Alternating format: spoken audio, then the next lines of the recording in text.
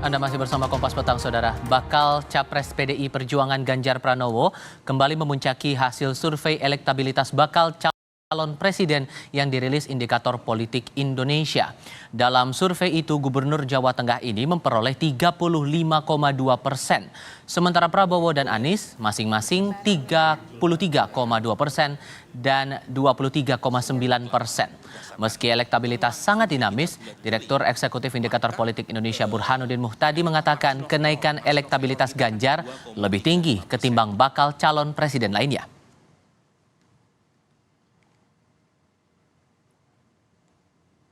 Dari survei yang dilakukan pada 15 Juli hingga 21 Juli 2023 dengan total responden sebanyak 1.811, Ganjar Pranowo memperoleh 35,2%. Sementara Prabowo Subianto dan Anies Baswedan masing-masing memperoleh 33,2% dan 23,9%. Survei menyasar warga yang berusia 17 tahun ke atas dengan toleransi kesalahan sekitar 2,35% atau 2,4%. Dua yang unggul adalah Ganjar, betul ya? Di 2003 minimal sampai bulan Juli survei ini dilakukan, itu keunggulan elektabilitas Ganjar secara umum rata-ratanya lebih tinggi dibanding Pak Prabowo maupun Anies. Tiga nama ini lagi-lagi simulasi yang kita tanya terus-menerus karena kebetulan di antara banyak nama hanya Anies, Ganjar, dan Pak Prabowo yang dinamis ya.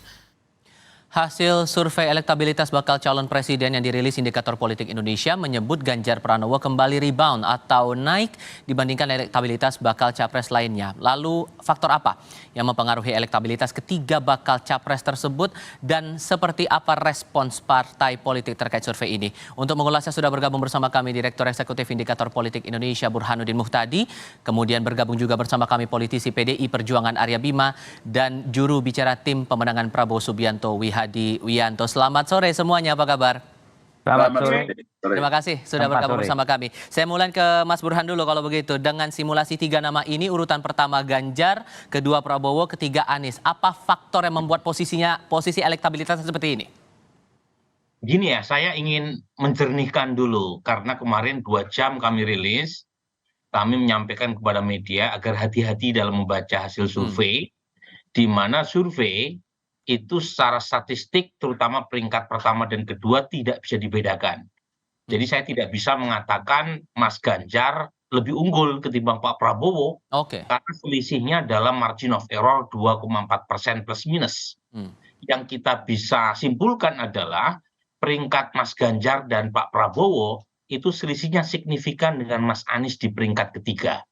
Tetapi secara statistik kita tidak bisa mengatakan Mas Ganjar lebih unggul ketimbang Pak Prabowo.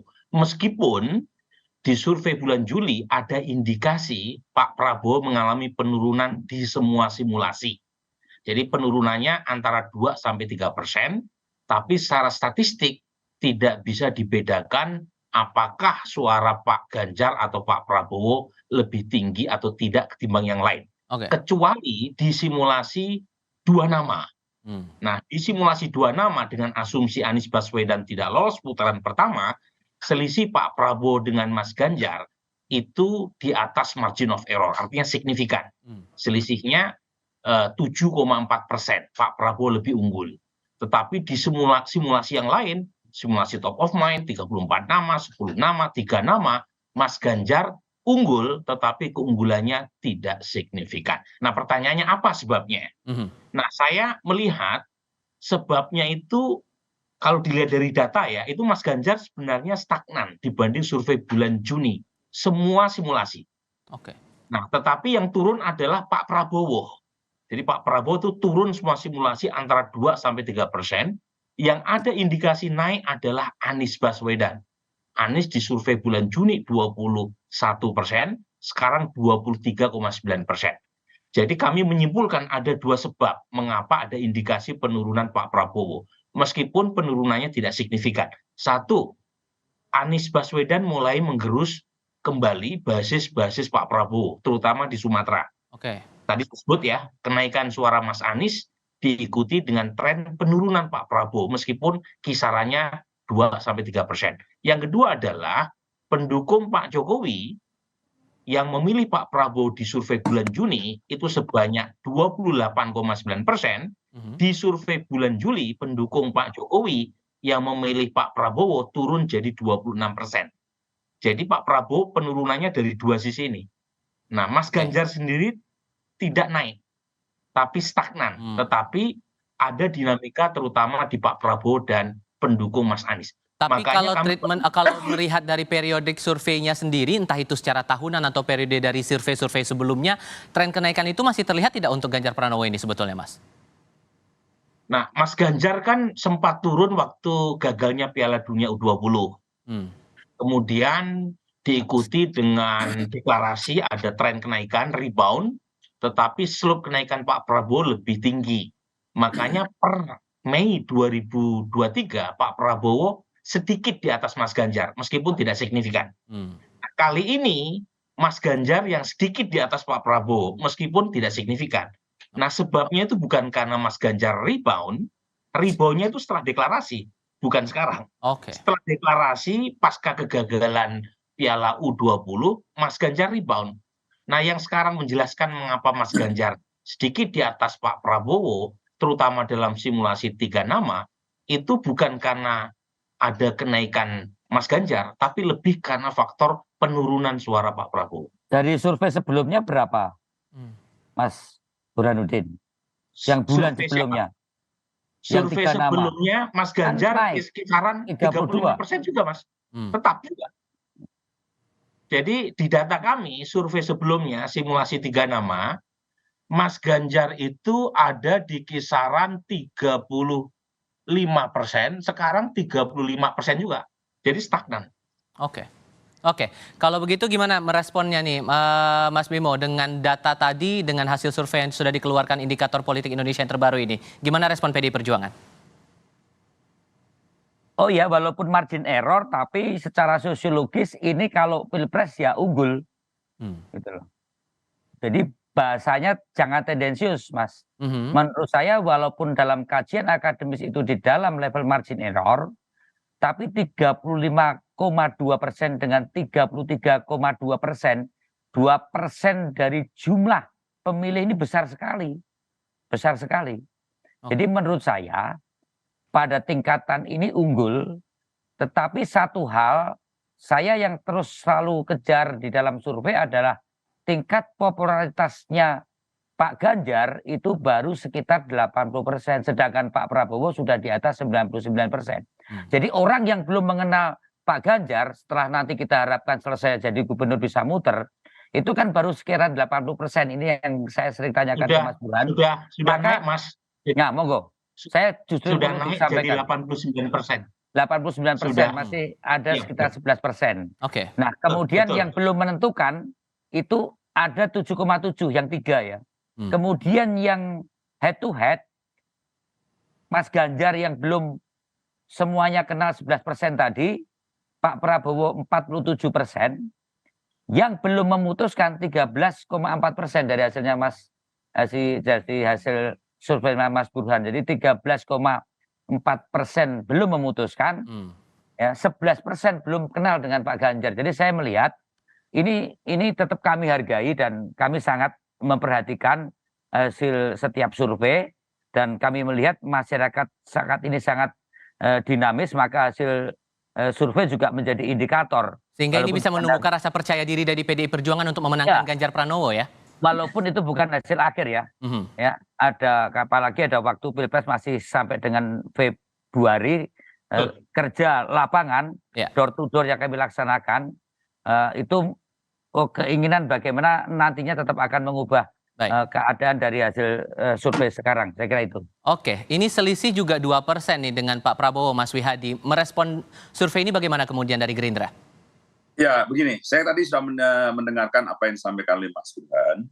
Jadi ada beberapa yang menurun, ya, dari beberapa sektor yang menurun pemilihnya Pak Jokowi, dan juga ada daerah Sumatera. Jadi tentunya itu kan beralih kepada Anies. Nah, jadi di sini memang ini adalah merupakan suatu review buat kita semuanya, dan juga ini adalah merupakan satu masukan sehingga kita bisa lebih ke depannya kita bisa lebih melakukan pendekatan-pendekatan dan juga mungkin kita melakukan pengenalan lebih lanjut untuk menaikkan lagi.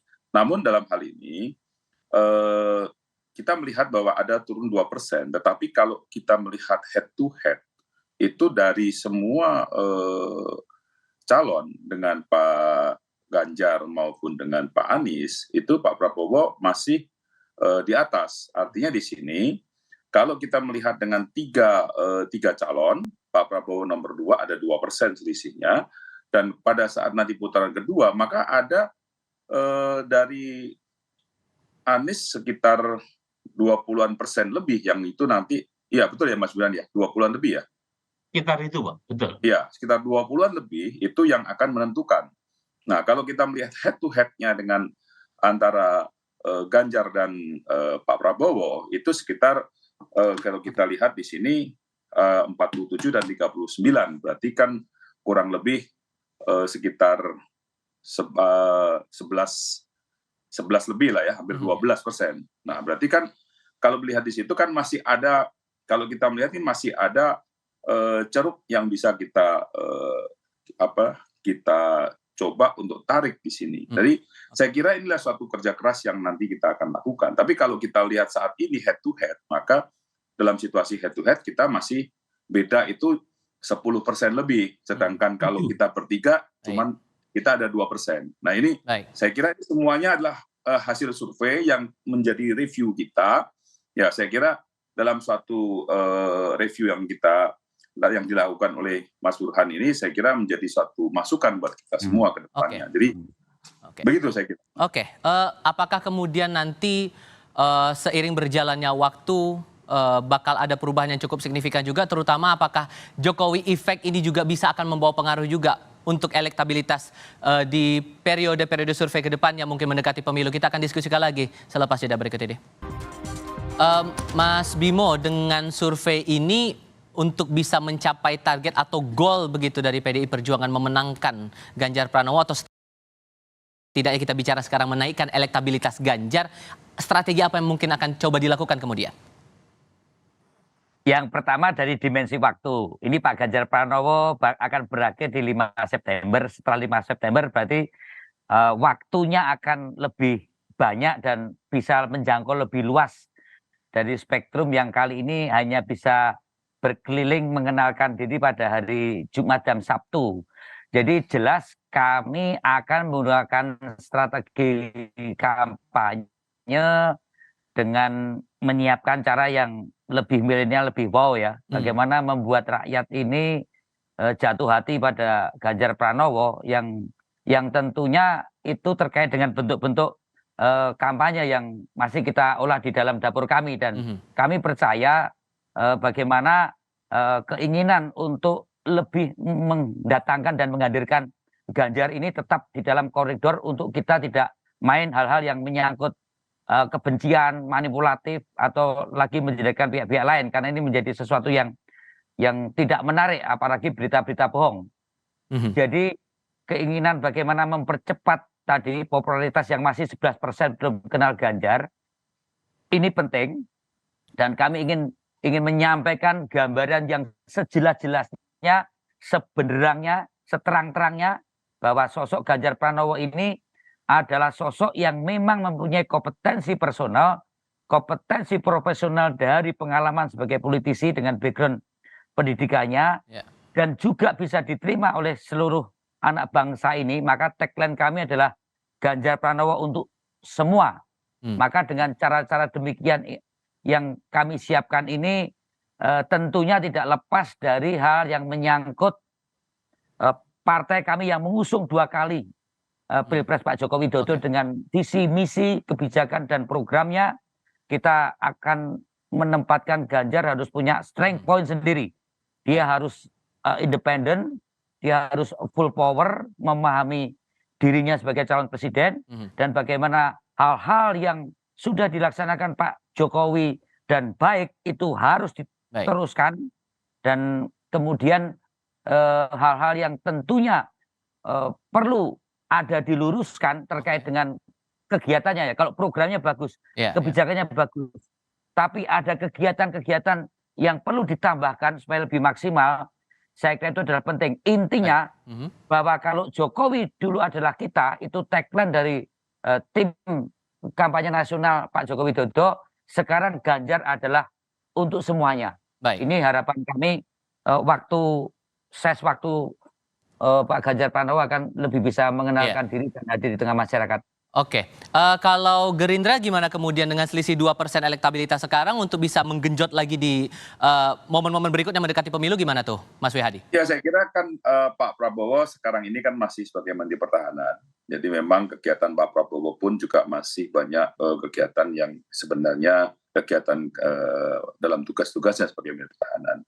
Jadi memang belum full power juga atau full speed untuk melakukan ini. Tetapi satu hal lagi bahwa kita juga akan mensinkronkan langkah-langkah kita dengan partai-partai yang sudah berkoalisi dengan kita, dan tentunya ini kedepannya akan membawa dampak yang signifikan karena kita tahu bahwa dengan penambahnya partai-partai koalisi, tentunya ini akan lebih mensinkronkan dan langkah dan geraknya juga akan seirama untuk lebih lagi memberikan satu dampak untuk kenaikan daripada Pak Prabowo. Jadi saya kira ini adalah langkah-langkah ke depannya yang memang tetap sebagai kader semuanya juga mesti harus bergerak, dan juga bagaimanapun juga seluruh kader yang ada di Indonesia ini juga sudah mempunyai satu pedoman untuk bagaimana membuat angka daripada survei Pak Prabowo ini tinggi dan memenangkan capres ini. Oke, sisi lain juga yang kita perlu cermati dari hasil survei indikator politik Indonesia yang dikumpulkan datanya ini dari tanggal 15 hingga 21 Juli 2023 ini menunjukkan juga bahwa Prabowo Subianto unggul head to head baik dengan Ganjar Pranowo maupun Anies Baswedan. Ini data yang coba kami tunjukkan kepada Anda, saudara. Dalam survei head to head dengan Ganjar, Prabowo unggul dengan elektabilitas 47%, sedangkan Ganjar memperoleh elektabilitas 39,6%. Prabowo juga unggul saat berhadapan head to head dengan Anies Baswedan. Elektabilitas Prabowo 51,2%, sementara elektabilitas Anies 33,5%. Sementara secara head to head, Ganjar unggul atas Anies dengan elektabilitas Ganjar 48,3% dan Anies 37,1%.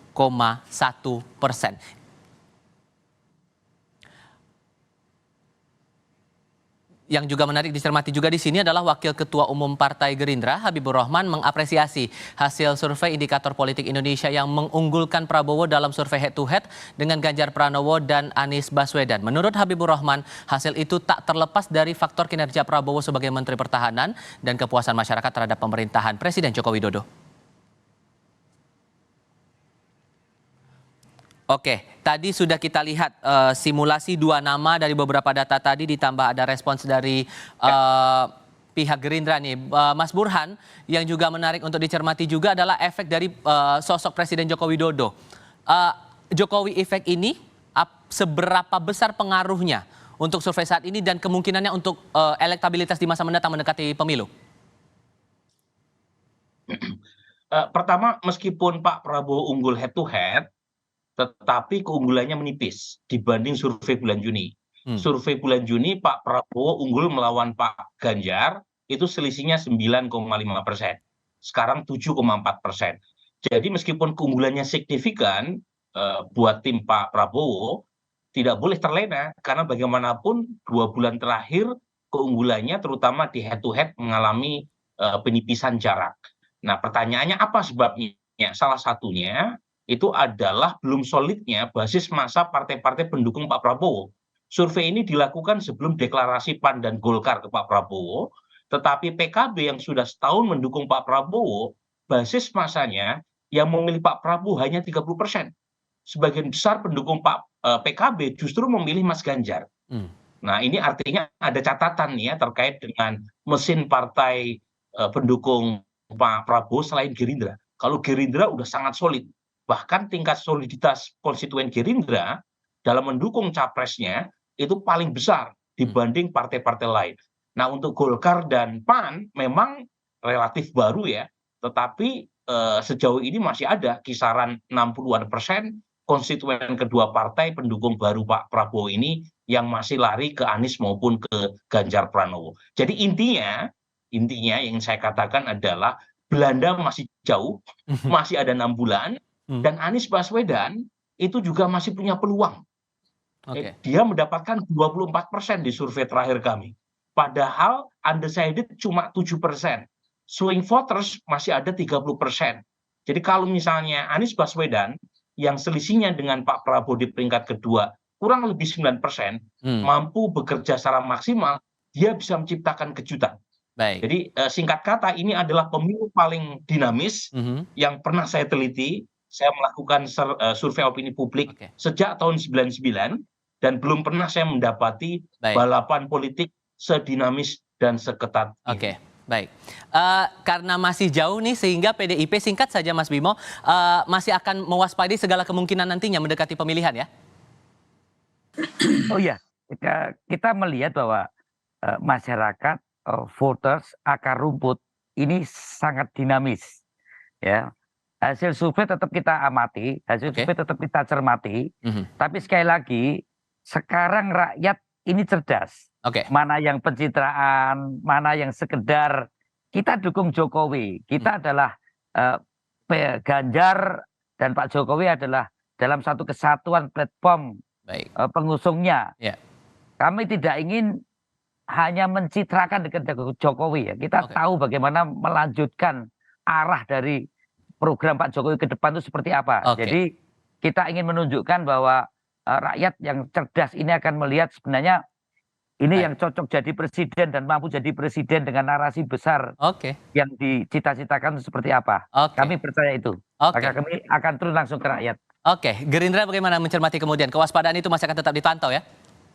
Iya, tetap saja kita pantau dan saya kira Pak Prabowo sendiri juga dalam berbagai kesempatan juga sudah menyampaikan.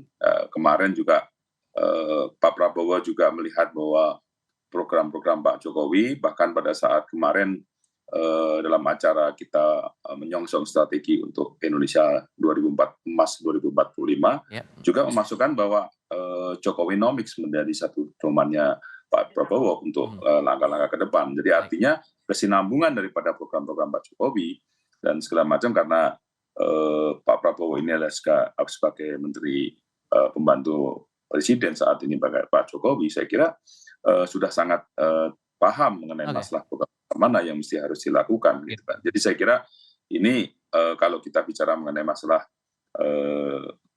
kaitan dengan Presiden Jokowi seperti itu. Tapi dalam hal ini semua kewaspadaan dan kita selalu kita bergerak karena kita merasa bahwa memang masih ada waktu 6 bulan dan itu adalah satu waktu yang bisa saja terjadi dan pendaftaran juga November, kan ini kan belum daftar juga, ya kan? Nah, ini masih saling juga kita melihat bahwa kemana arahnya nanti pada saat pendaftaran masih yang kita tunggu nantinya. Gitu. Mas Burhan terima kasih, Mas Bimo terima kasih, Mas Wihadi terima kasih juga sudah berdiskusi bersama kami. Sehat selalu semuanya, selamat sore. Ya, sore.